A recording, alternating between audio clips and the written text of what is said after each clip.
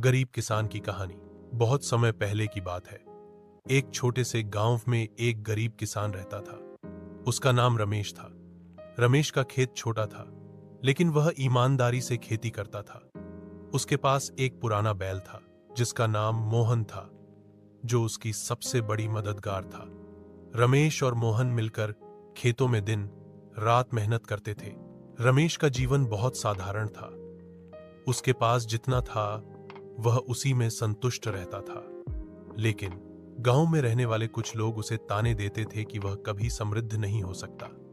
कभी कभी रमेश भी सोचता था, क्या मैं कभी अपने खेतों से इतना कुछ कमा पाऊंगा कि मेरी जिंदगी में कुछ बदलाव आ सके। एक दिन गांव में भारी बारिश आई और कई दिनों तक लगातार मूसलाधार बारिश होती रही। खेतों में पानी भर गया और रमेश का कीमती अनाज बर्बाद हो गया। उसकी उम्मीदें पूरी तरह से टूट चुकी थी। अब उसके पास न तो खाने के लिए अनाज था, न ही बेचने के लिए कुछ। वह बहुत उदास हो गया। लेकिन एक सुबह रमेश ने देखा कि उसकी बर्बाद हो चुकी जमीन पर नए पौधे उगने लगे थे। उसकी आंखों में चमक आ गई।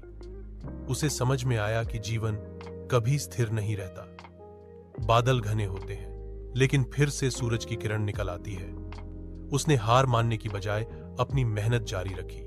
कुछ ही महीनों बाद रमेश की जमीन ने उसे फल देना शुरू कर दिया।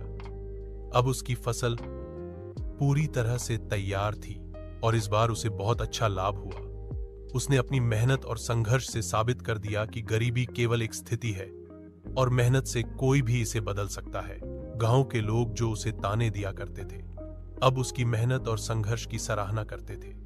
रमेश ने न सिर्फ अपने जीवन को बदला, बल्कि उसने सबको यह सिखाया कि सही दिशा में की गई मेहनत और संकल्प से कोई